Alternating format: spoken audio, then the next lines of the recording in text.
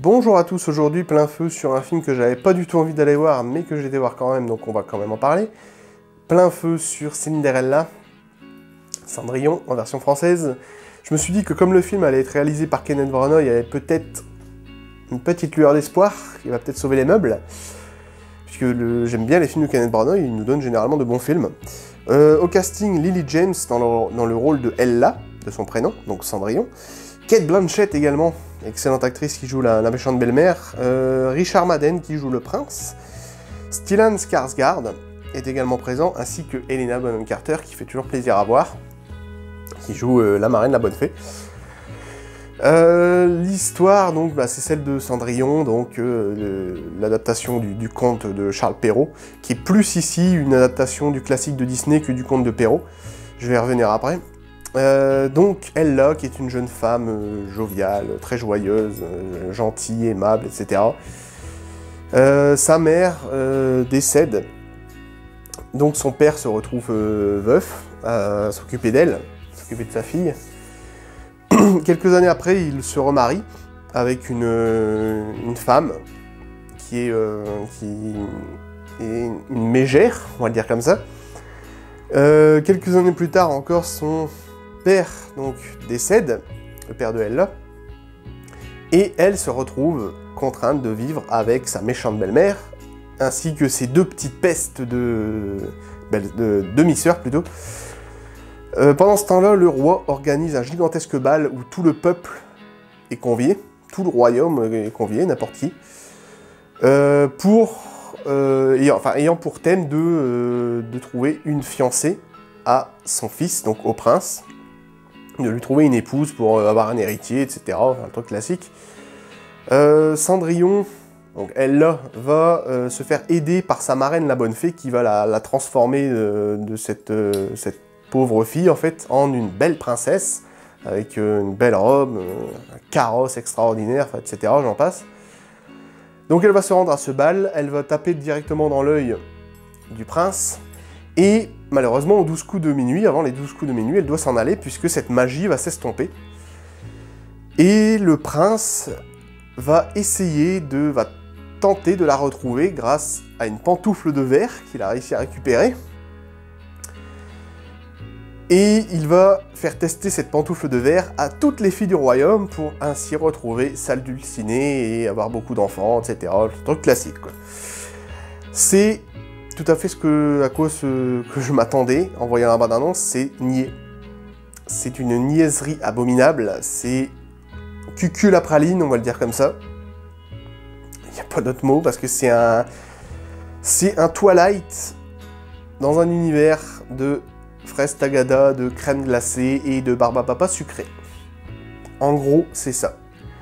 C'est ça le gros problème du film, c'est que Kenneth Branagh n'a pris aucune liberté scénaristique, enfin je sais même pas si c'est lui qui a écrit le scénar, mais en tout cas les scénaristes n'ont pris aucune liberté scénaristique, et même lui dans sa réalisation, il n'y a aucune originalité.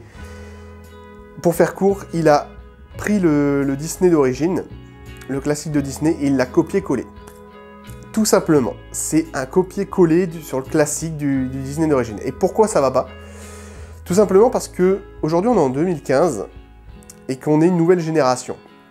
Déjà, premièrement, le Disney d'origine étant un dessin animé, donc à l'époque ça passait, enfin à l'époque ça passait parce que c'était un dessin animé, et deuxièmement justement pour l'époque, puisque le Cendrillon avait été réalisé dans les années 40, 50 à peu près. Aujourd'hui on est une nouvelle génération. On doit plus voir ce genre de choses c'est beaucoup trop niais. C'est-à-dire qu'on peut pas prendre un classique de Disney comme ça dans les années 50 et faire l'adapter comme ça en film de la même manière qu'il a été réalisé dans ces années-là, dans les années 50. On peut plus faire ce genre de choses aujourd'hui parce que forcément c'est fait uniquement pour les petites filles en fait. Les petites filles qui veulent devenir des princesses, et qui croient encore aux licornes et au Père Noël, etc. C'est typiquement pour ce genre de public uniquement. C'est pas un mauvais film en soi, hein. Je dis pas que c'est un mauvais film, mais c'est beaucoup trop gnangnan pour un adulte. pour un adulte lambda, un personnage normal, pour même un critique de base, c'est beaucoup trop gnangnan. Et donc, malheureusement, Kenneth Branagh n'a pris aucune originalité, aucune liberté au niveau dans sa réalisation, dans le scénario. C'est ça le problème, c'est qu'il a pris le Disney d'origine, l'a copié-collé, point barre. C'est la mode un petit peu à Hollywood d'adapter maintenant des contes, enfin des classiques de Disney, des vieux classiques de Disney, hyper cultes. On a eu droit, on a eu Blanche-Neige et le Chasseur, en 2012. On a eu, l'année dernière, on a eu Maléfique également. On a eu Jack le Chasseur de Géants, là, qui était adapté du haricot magique. Et l'année prochaine, d'ailleurs, je crois qu'on aura, si je dis pas de bêtises, on aura l'adaptation de La Belle et la Bête, la version américaine, puisqu'on a eu la version française l'année dernière avec Vincent Cassel, là, il est assez doux. Mais forcément, les Américains n'ont pas encore fait de remake, donc il faut bien qu'ils s'y attellent un petit peu, forcément.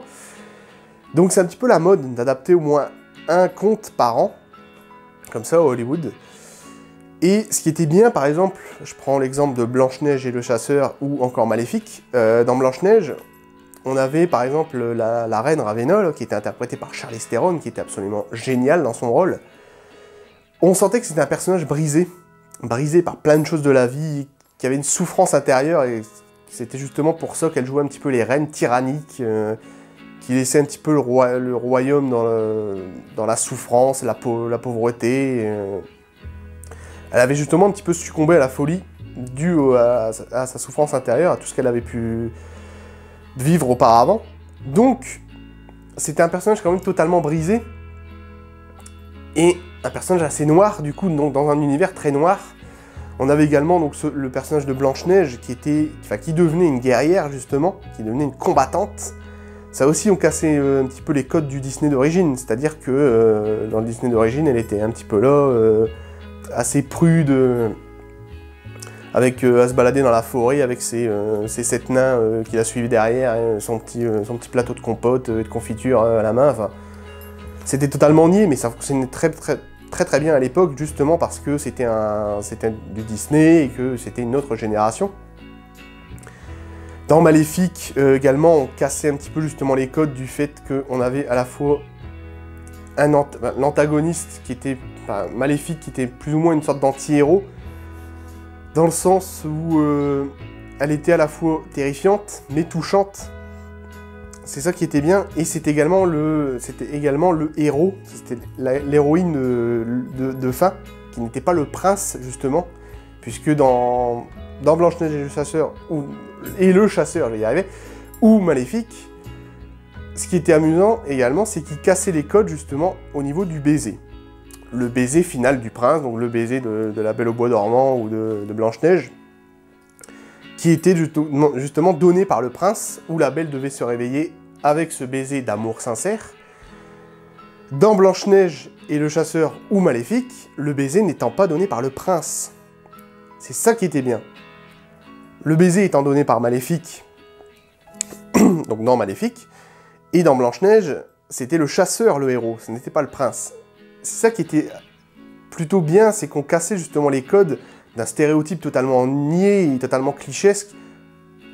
Au moins, il y avait de la surprise, et ça changeait, et au moins c'était beaucoup moins niais, justement. Et ici, bah non, c'est du copier-coller sur le Disney d'origine, et c'est ça le gros problème. C'est qu'il n'y a aucune liberté, aucune originalité dans le scénario, dans la réalisation, c'est ça qui est fort dommage. Après, je peux vous parler des acteurs. Cate Blanchett, excellente actrice, moi j'aime beaucoup cette actrice. J'ai d'ailleurs été voir le film rien que pour l'avoir joué, puisque elle incarne donc la méchante belle-mère, qui est une mégère. Elle joue très bien. Elle joue très bien son rôle, j'ai rien à lui dire, c'était absolument parfait pour moi. Mais le problème, c'est que son personnage ne va pas assez loin. C'est-à-dire qu'elle est juste méchante pour être méchante, quoi. C'est juste une mégère qui très chic, très classe. Elle m'a rappelé un petit peu, son interprétation m'a rappelé un petit peu celle qu'elle avait dans Blue Jasmine de Woody Allen. Une femme très chic, très classe, très bourgeoise. et qui en avait rien à foutre du reste du monde, qui s'occupait uniquement de son petit univers et de ses filles à elle, donc forcément elle là était un petit peu un paria dans tout ce bazar, quoi, dans cette vie-là.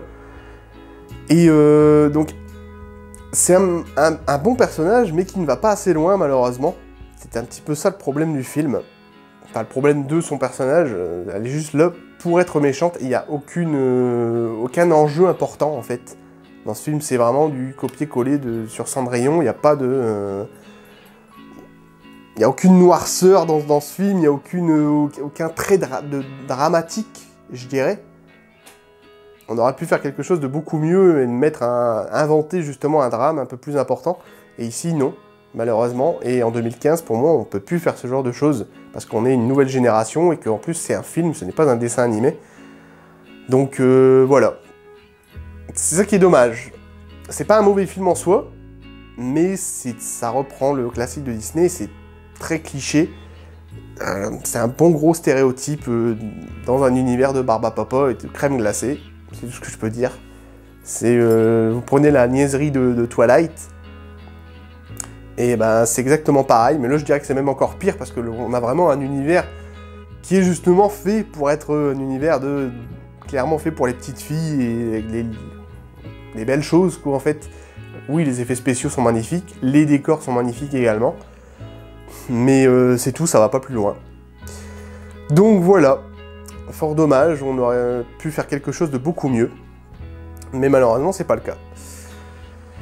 Voilà, c'est tout pour aujourd'hui. N'oubliez pas que le cinéma est un art et qu'il se traite avec intellect et émotion. Ciao!